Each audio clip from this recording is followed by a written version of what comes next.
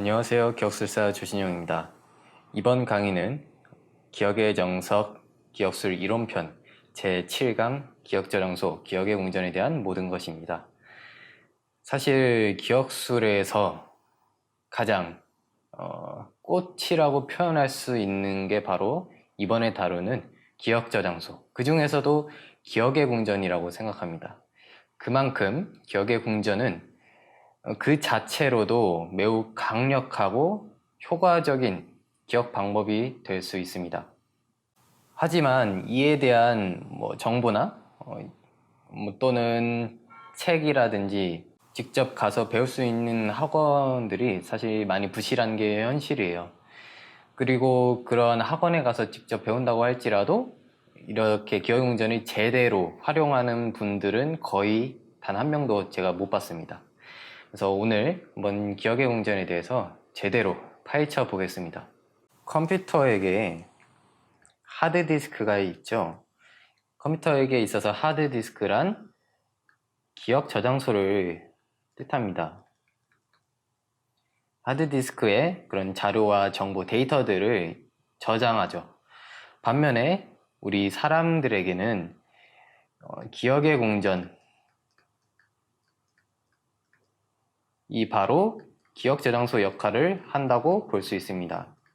즉 우리 사람의 뇌는 이 기억의 궁전을 하드디스크처럼, 컴퓨터의 하드디스크처럼 활용한다는 얘기입니다.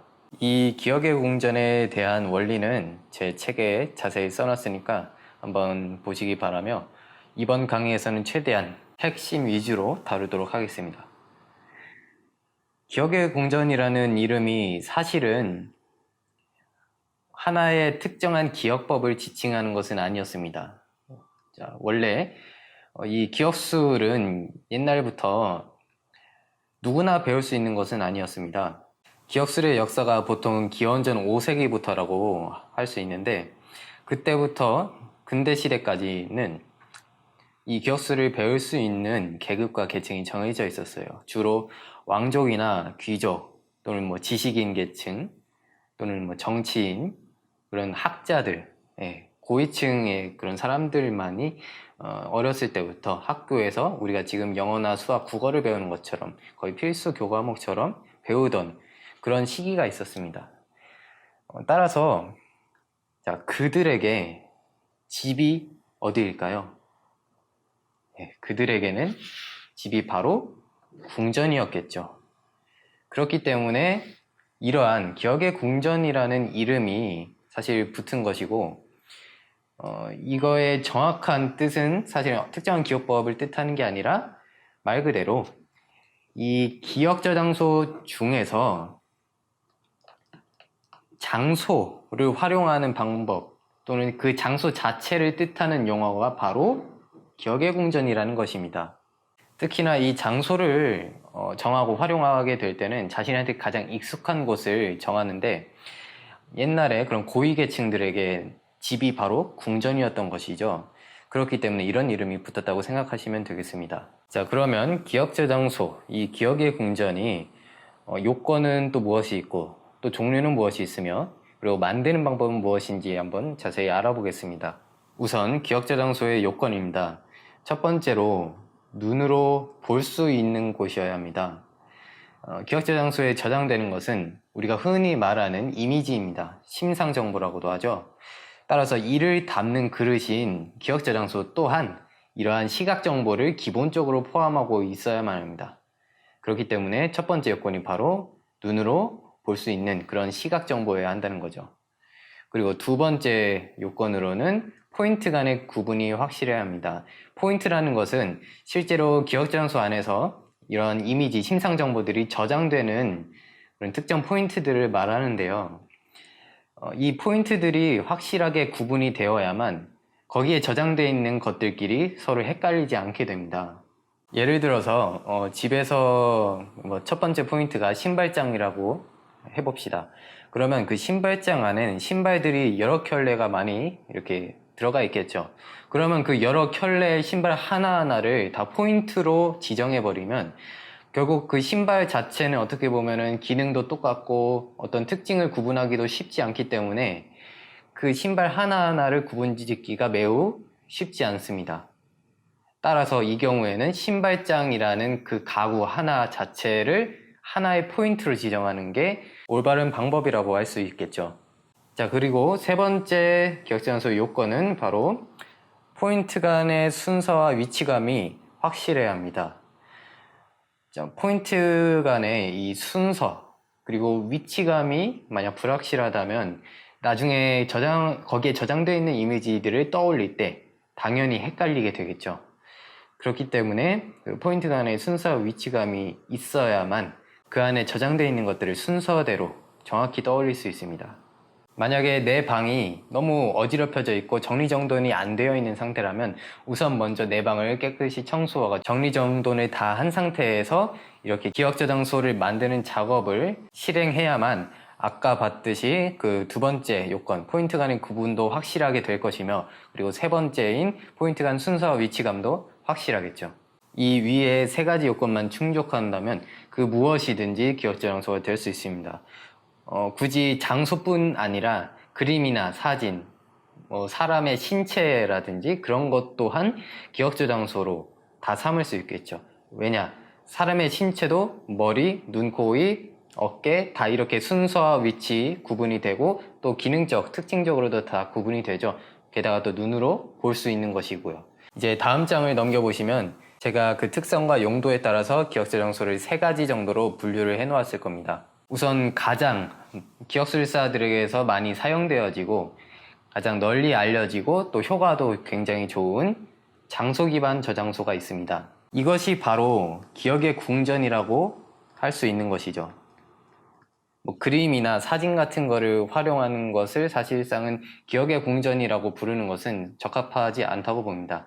실제 이 장소 기반의 저장소를 기억의 궁전이라고 한다 라고 이해하시면 되겠습니다. 장소 기반의 예시로는 집과 학교, 직장 또는 산책로, 집 앞의 마트 등등 그냥 그 장소에서 아까 그 세 가지 요건만 충족하는 곳이라면 어디든지 다 장소 기반 저장소, 기억의 궁전으로 만들 수 있는 것입니다. 두 번째 기억 저장소의 종류는 바로 신체 또는 사물 기반 저장소입니다.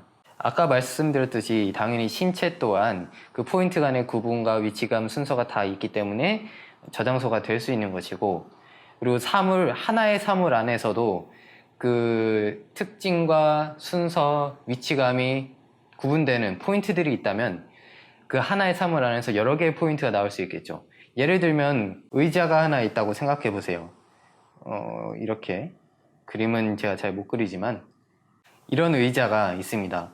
이랬을 때 첫 번째 포인트는 여기 헤드레스트, 그리고 두 번째 포인트는 여기 등받이, 그리고 세 번째 포인트는 팔걸이, 그리고 네 번째 포인트는 여기 엉덩이 부분, 그리고 다섯 번째 포인트는 여기 기둥 부분, 그리고 마지막 여섯 번째는 바퀴. 이런 식으로 하나의 사물 안에서도 그 각각 포인트들을 구분 지을 수 있고 위에서 아래로 순서와 위치감이 있기 때문에 이렇게 저장소로 활용할 수 있는 것입니다. 자, 그 다음으로는 사진, 그림 기반 저장소가 있습니다. 우리나라에 있는 기존의 기억법 학원에 가면 대부분 이거를 배우게 되는데요. 사실상 이 사진, 그림 기반 저장소는 아까 봤던 그 장소 기반 저장소에 비하면 그 효과가 많이 좀 떨어진다고 볼 수 있습니다. 범용성이나 활용성도 상대적으로 좀 제한되는 면이 있고요. 하지만 일반적으로 그런 학원에서 배우는 사진, 그림 기반 저장소가 아니라 실제 학습에서 많은 기억법 전문가들이 활용하는 이 관련 기반이라는 것을 배우고 익힌다면은 오히려 공부에서는 아까 봤던 장소 기반 저장소보다 훨씬 더 많이 쓰이는 주된 전략이 될 수 있습니다. 여기까지 총 3가지 경우의 그 기억 저장소 종류에 대해서 알아봤고요. 지금부터는 장소 기반 저장소에 초점을 맞춰서 설명을 해드리겠습니다. 여러분들이 실제로 중요하게 생각해야 될 기억 저장소는 바로 나에게 익숙한 장소입니다. 흔히 이러한 기억수를 혼자 독학하시려는 분들 중에 가장 많이 하시는 실수는 바로 이 기억의 궁전을 만들 때 실제 나에게 익숙한 장소를 하는 것이 아니라 가상의 공간으로 머릿속에서 상상으로 지어낸 공간을 만들어 본다는 것입니다. 사실상 이는 웬만큼 상상력이 구체적이고 뛰어난 그런 타고난 사람이 아니라면 가상의 공간을 활용해서 기억저장소로 만들기는 굉장히 어렵고 난해한 방법입니다. 따라서 처음에는 무조건 나에게 익숙한 장소부터 먼저 기억저장소로 만드는 것을 추천드립니다. 그렇게 나에게 익숙한 장소부터 꾸준히 만들어 나가면 그 자체로 굉장히 든든한 어떤 저장 공간이 생기기 때문에 앞으로 기억법을 훈련하시는 데 있어서 부담을 그만큼 또 많이 덜 수가 있습니다. 그렇게 훈련을 하다가 나중에 더 기억저장소가 많이 필요해지면 그때 나한테 익숙한 장소뿐 아니라 뭐 여행을 가서라든지 또는 뭐 사진을 보고 그 장소를 좀 더 가상으로 좀 더 만들어 본다든지 이런 식으로 점점 그 영역을 넓혀 가시는 게 적합하다고 볼 수 있습니다. 그럼 이제 본격적으로 기억저장소를 만드는 방법에 대해서 알아보겠습니다. 책 페이지 54페이지입니다. 기억저장소를 만드는 방법 첫 번째는 적합한 대상을 선정하는 것입니다. 여기서 적합한 대상을 일단은 장소를 가지고 제가 설명을 해드리겠습니다. 아까 말씀드렸듯이 기억저장소에는 세 가지 요건이 있다고 했죠. 그 세 가지 요건을 정확히 충족하는 것을 위주로 장소를 선정해야만 합니다. 정리정돈이 안 돼 있고 어지럽혀져 있고 그래가지고 포인트 간의 구분도 확실하게 하지 못하는 그런 장소라면 오히려 적합하지 않은 장소가 될 수 있겠죠. 두 번째로는 시작 포인트를 설정하셔야 합니다. 보통 집을 이 기억저장소로 만든다고 한다면 대부분 현관문을 시작 포인트로 설정하게 됩니다. 그래서 그 현관문을 들어가면서 이제 그때부터 기억저장소 만드는 단계인 세 번째 단계, 전체적인 경로를 설정해야 합니다. 이 전체적인 경로라는 것은 예를 들어서 내가 현관문을 시작해가지고 집의 어느 방향으로 걸어 나갈지 결정하는 것입니다. 여기서 중요한 건 걸어간다는 것입니다. 걸어간다. 그냥 단순히 내가 사진을 보는 것처럼 그렇게 단편적으로 포인트 하나하나 정하는 것이 아니라 실제 내가 그 장소에 있어서 그 장소를 내가 가고 싶은 경로대로 그 경로대로 쭉 걸어가면서 훑어본다는 느낌으로 만드셔야 합니다.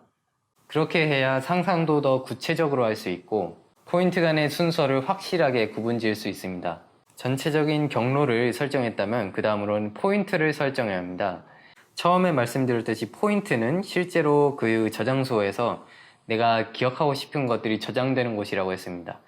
그렇기 때문에 포인트는 무조건적으로 내가 쉽게 떠올릴 수 있어야 되고 선명하게 떠올릴 수 있어야 합니다. 그리고 포인트 간의 거리가 너무 멀어도 비효율적이고 또 너무 가까워도 구분하기가 또 헷갈리겠죠. 따라서 보통 집의 경우는 가구 단위로 이 세부 포인트들을 설정하는 것이 좋다고 할 수 있습니다. 이 밑에 예시가 있죠? 이렇게 보면 대부분 가구 단위로 포인트들을 설정한 것을 살펴볼 수 있습니다. 그 다음으로 다섯 번째는 설정한 포인트를 중점으로 세심하게 관찰하고 눈을 감고 최대한 생생하게 떠올려 본다.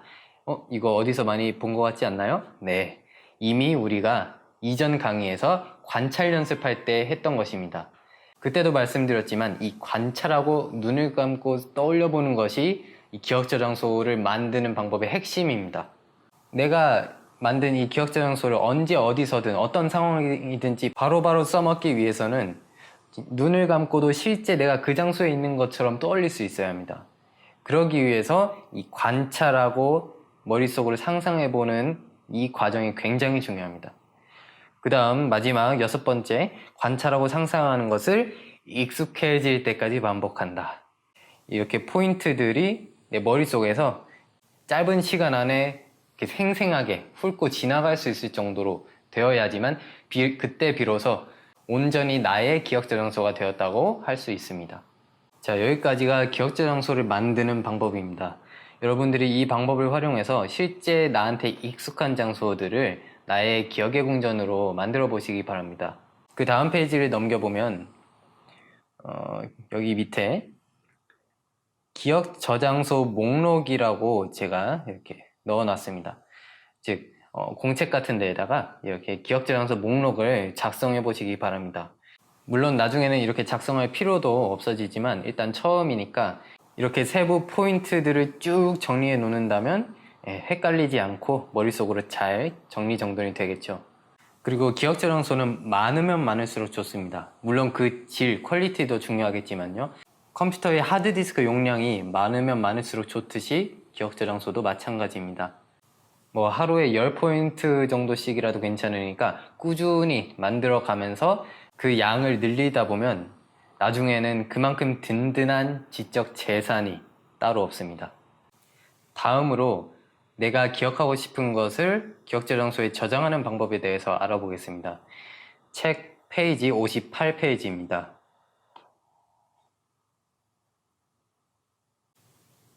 저장하는 방법에는 크게 두 가지가 있습니다. 우선 첫 번째로 배치하는 방법입니다. 배치는 말 그대로 내가 기억하고자 하는 대상을 이미지화해서 그 이미지, 심상 정보를 내가 만든 기억 저장소의 포인트 한 곳에 그냥 갖다 놓는 거예요. 그 앞에다가 붙인다고 상상하시면 쉽습니다. 또는 여러 이미지들을 우리가 스토리 기억법이나 특히 영상화 기법을 활용해서 하나의 장면으로 만들고 그 장면이 그 한 포인트 앞에서 벌어진다고 상상을 하는 것입니다. 이게 바로 배치입니다. 이 방법은 매우 단순하기 때문에 장점으로는 그 속도가 빠릅니다. 따라서 기억력 스포츠와 같이 이렇게 기록을 다투거나 시간이 부족한 상황에서 많이 사용되는 방법입니다. 그리고 다른 방법으로는 영향을 주는 것이 있습니다. 이 방법은 그 기억해야 될 정보를 대상, 심상 정보를 포인트에 저장할 때 그냥 그 앞에 배치만 하는 게 아니라 거기에서 어떤 행동이나 상황을 인위적으로 만들어서 그 저장되는 포인트 자체가 뭔가 영향을 받아서 부서진다거나 뭐 이동한다거나 하게 하는 것입니다. 즉 우리가 영상화를 통해서 그 대상 정보들을 하나하나 결합하듯이 이것은 마치 그 포인트마저도 내가 기억해야 될 것들끼리 같이 결합하는 방식으로 이해하시면 되겠습니다. 자, 여기 예시가 보이죠? 예를 들어서 사자라는 단어를 기억해야 한다면 그때 저장소의 포인트가 집의 현관문이에요. 그러면 사자를 그 현관문 앞에 그냥 갖다 놓는 것은 배치죠. 하지만 영향을 주는 것은 그 사자가 현관문을 막 물어 뜯고 있는 거예요. 그 사자가 그 현관문이라는 포인트에 영향을 주는 거죠. 이것이 바로 영향을 주는 두 번째 방법입니다. 이 방법은 아까 봤던 배치보다 기억 효과 면에서 굉장히 좋은 효과를 발휘할 수 있습니다. 하지만 이렇게 그 저장소의 포인트까지도 같이 결합하는 방식을 사용하기 때문에 그 결합의 연결고리를 만들어주기 위해서 좀 시간이 그만큼 지체될 수가 있다는 단점이 있습니다. 그렇기 때문에 기억력 스포츠, 대회에 나가서 그런 기록을 다투거나 하는 상황보다는 느긋하게 시간이 좀 많은 경우, 예를 들어서 뭐 집에서 공부를 한다거나 할 때, 시험 공부를 한다거나 그럴 때 매우 적합한 방법이 될 수 있겠죠.